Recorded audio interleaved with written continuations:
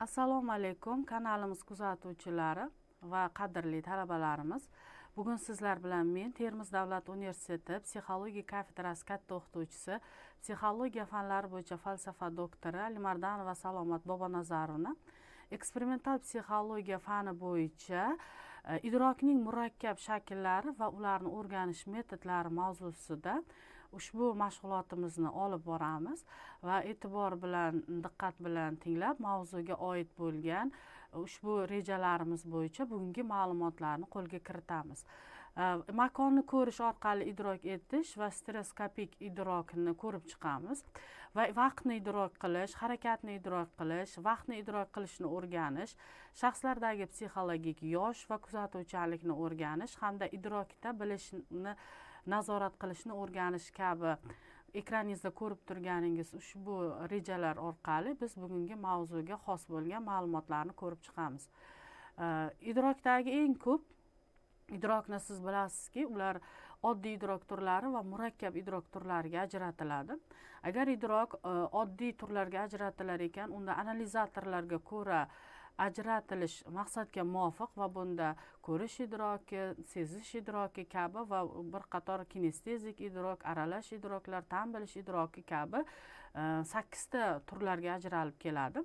Va ikkinchisi murakkab idrok turlariga aynan vaqtni idrok qilish, fazoni idrok qilish hamda harakatni idrok qilish kabi 3 ta turga ajratiladi. Va aynan makonni ko'rish orqali idrok qilishda idrokning murakkab shakllarida eng ahamiyatli bo'lgan analizatorlarimiz bu ko'zlarimiz bo'lib hisoblanib, idrokning o'sha murakkab shaklallarini o'rganishda aynan makonni ko'rish orqali idrok etish alohida o'zini mavzu bo'yicha o'zini alohida o'rni bor va bunda inson doim qanday narsani yoki voqea hodisani idrok qilayotgan paytida u o'zi idrokiga suyanar ekan, eng mos adekvat idrok qilish uchun quyidagi shart-sharoitlarning paydo bo'lishi juda ham ahamiyatli bo'lib hisoblanadi.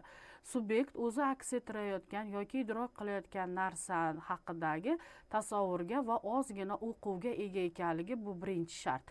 Ya'ni biz idrok qilayotgan narsa yoki voqea hodisasi to'g'risida ozgina bilimga, tushunchaga va tasavvurga ega bo'lishimiz adekvat idrok qilishimizga sabab bo'ladi. Ikkinchidan, idrok qilinayotgan jism yoki fan yoki birorta voqea va hodisalik o'rganishimiz uchun bizda maqsad bo'lishi kerak. Biz o'zimizni maqsadimizga xos bo'lgan voqea hodisani yoki fanni yoki bilimlarni yoki birorta jismni nisbatan aniqroq va adekvat idrok qila olamiz. Uchinchi sharti bu perseptiv faoliyatning izchilligi hamda tanqidiy xususiyati. Inson hech qachon nofaol yoki passiv holatda idrok qilmaydi. Idrok qilayotgan odam doim faol va aktiv bo'lib turishi kerak va insonda idrokida izchillik hamda tanqidiy xususiyatlar kuzatilganda adekvat idrok qilish uchun shart-sharoit yuzaga keladi. Va to'rtinchi, idrok qilayotgan faoliyat tarkibiga kiruvchi faol xatti-harakatlarni saqlanishida ularni o'zaro uyg'unligi. Inson harakatlarni bajarar ekan, unda o'zaro uyg'un ravishda harakat ketma-ketligida yaxshi idrok qila oladi degan xulosaga kelishimiz mumkin. Va e'tibor bergan bo'lsangiz, bugungi mavzumizda sizda yangi tushuncha bor. Stereoskopik ko'rish yoki stereoskopik idrok deyiladi. Stereoskopik ko'rishni paydo qilish bu so'z yunonchadan olingan bo'lib, qattiq fazoviy ko'rish shakli degan ma'noni bildiradi. Va bunday ko'rishni biz o'lcham yoki masofalarni sezishimiz mumkin va binokulyar ko'rish tufayli. Binokulyar ko'rishni siz bilasiz, ikkita ko'z orqali bitta narsaning, bitta jismning eng yaxshi ko'rish uchun moslashuvchanligi va stereoskopik ko'rishni ko'z oldingizga keltirish uchun tasavvur qiling, siz chuqur quduq yonidasiz va u quduqni tubini ko'rish uchun ko'zingiz bilan chamalab quduqni tubiga qarab turibsiz. O'sha holatda insonlarning ko'zlarida stereoskopik ko'rish vujudga keladi. Ya'ni biz quduqni oxirida qayerda joylashgan yoki unda suv bor yo'qligini ko'rish uchun harakat qilayotgan bo'lamiz. Xuddi ko'zni mana shunday stereoskopik holatga kelishi insonda ha deganda sodir bo'lavermaydi. Buni sababi insonda ikkita ko'z bor va ikkita ko'z bilan stereoskopik ko'rish bu murakkabroq, qiyinroq va odatda ikkitadan ortiq ko'z bo'lgan hasharotlar yoki hayvonlar bor. Masalan, bittasini keltirishimiz mumkin: arilar. Arilarda ikkita juft va ikkita murakkab yoki 3 ta oddiy ko'z bor va ularning ko'zi 5 ta. Shuning uchun ham ular stereoskopik ko'ra oladilar va odatda asalarilarni necha ming kilometrlarga uchib yana o'z inlarini topib kela olishiga ulardagi mana shu ko'zlar stereoskopik idrokka yordam berishini aytishimiz mumkin. Keyingi hasharot chayonlar. Chayonlarda 3 tadan 6 tagacha juft ko'zlar bor va ushbu ko'zlar ulardagi stereoskopik ko'rishni, idrok qilishni aks ettiradi. Chayon butun atrofini idrok qila oladi. U hamma yon taraflari, old taraf, orqa taraflarini bir paytni o'zida ko'ra oladi. Insonda esa ko'zlar soni 2 ta bo'lganligi uchun stereoskopik idrok va ko'rish ozgina murakkab holatda ro'y beradi. Va odamdagi ko'rishni yanada yaxshilash uchun ekraningizda ko'rib turgan mikroskopni foydalanamiz. Qon hujayralarini tekshirilayotgan paytda yoki juda kichkina jismlar kuzatilayotganda yaxshiroq ko'rib berish uchun hajmni ushbu moslamadan foydalaniladi. Va agar siz e'tibor bersangiz, yosh bolalar uchun planshetlar sotib olganda yoki virtual sayohatlarni kuzatayotgan paytimizda bizga ushbu ko'rinishdagi ko'zoynaklar taqdim etiladi va ko'zoynakni bunday tashkil etilishi 3 rangli nazariyadan kelib chiqqan. Kimnidir ko'zi qizil rangda, kimnikidir ko'k rangda yaxshi idrok qilib, yaxshi ko'rishni va ko'zlar charchab qolmasligini ta'minlab beradi. Va ko'zoynakka qarab shunaqa xulosaga kelmang, men bitta obyektni yarimi qizil, yarimi ko'k holatda ko'raman demang. Inson 2 xil rangli taqqan bilan kimni ko'ziga qaysi rang tushsa, u shu rang orqali ko'rayotgan narsasini yaxshi idrok qila oladi. Va e'tibor bersangiz, mana shunday shakllardagi yashiringan tasvirlarni ko'ra olish uchun biz ko'zimizni o'sha chuqur quduqni tubini ko'rish uchun harakatda qilayotgan holatga keltirsak, shakllarni nima borligini ajratib olishimiz mumkin. Mana ushbu shakl, agar siz ko'zingizni stereoskopik ko'rish holatiga keltira olsangiz, bu shakl ichida dinozavr hayvoni bekitilgan. Agar shunday ko'rishga keltira olsangiz, siz dinozavrni ko'rasiz. Yana keyingi shaklimiz, bunda baliq bor.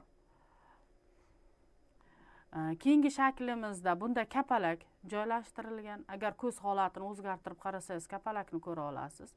Keyingi shaklimiz, bunda yurak shakli bor. Va keyingisi bunda ko'z shakli bekitilgan.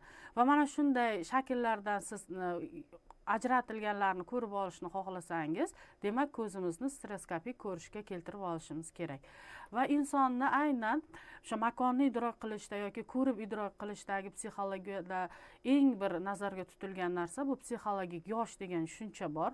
Psixologik yosh insonni o'z ichki menini anglatadi va u insonni subyektiv his-tuyg'ulariga, xatti-harakatlari bilan belgilanadi.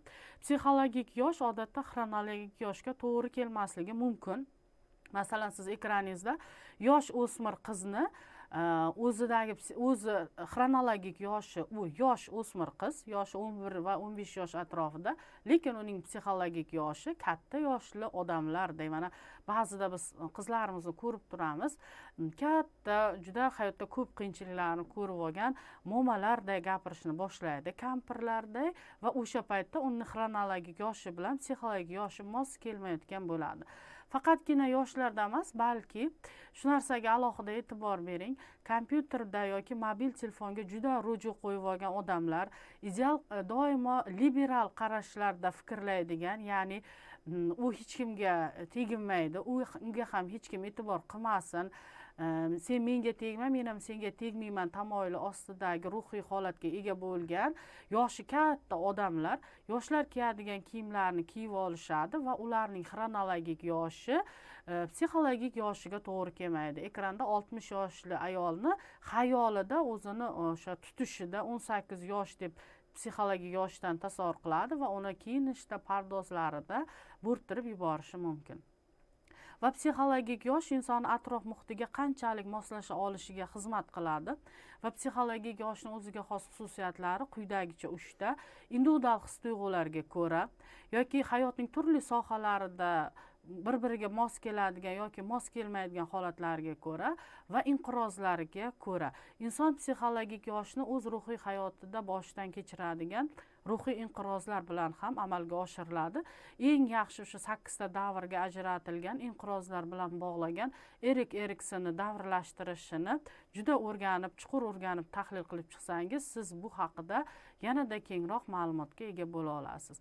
Va sovet psixologlaridan biri Danil Borisovich Elkonin aynan aqliy rivojlanishni davrlashtirilgan va unda quyidagi mezonlarga to'xtalgan: rivojlanishdagi ijtimoiy holatga, rivojlanishdagi asosiy mexanizmlarga va yetakchi faoliyat turi insonni ham psixologik jihatdan ham xronologik jihatdan rivojlanishga ta'sir qiladi degan.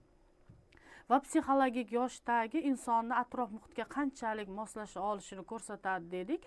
Va ushbu konsepsiya odamdagi intellektual qobiliyat, ijtimoiy aloqa, o'rganish qobiliyati, hissiy barqarorlik, shuningdek moddiy va ijtimoiy mustaqillik va xarakterining mustahkamligi, qaror qabul qilish, mas'uliyatni o'z zimmasiga olish qobiliyatida, empatiyada, halollik kabi bir qator psixik hodisalar to'g'risida o'zidagi kechinmalarni his qilishida yuz beradi.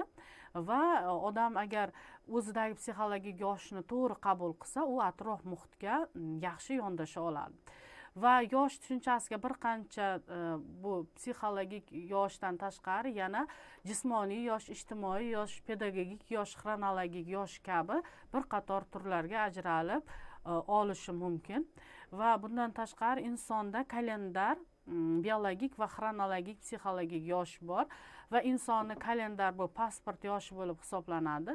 Biologik va psixologik yoshlar o'rtasida farqlanadi va ular birgalikda psixofiziologik portretni yaratib beradi. Insonni dunyoga kelishi, bolalik chog'lari va uning sekin-sekin qarilikka, davriga o'tib borishini ifodalab turibmiz. Va psixologik yoshda o'lchov bor. Aynan psixologik yoshdagi o'lchovni keltirib o'tishda rus psixolog olimasi Ivanovani tomonidan yaratilgan shaxsni o'z-o'zini anglashidagi umumiy savollar nomli kitobida bu yaxshi keltirilgan. Va Ivanova tadqiqotida shu narsani amalga oshirganki, insonlarda siz o'zingizni qachon anglaysiz deganda eng ko'p berilgan javoblar quyidagicha bo'lgan: bolalikda, men bog'cha davrimda o'zimni anglayman degan. Keyingi javob bu maktab davrini e'tirof etishgan. Keyingi javob bu harbiy xizmatni e'tirof etishgan. Keyingisi bu universitetda men o'zimni anglaganman degan.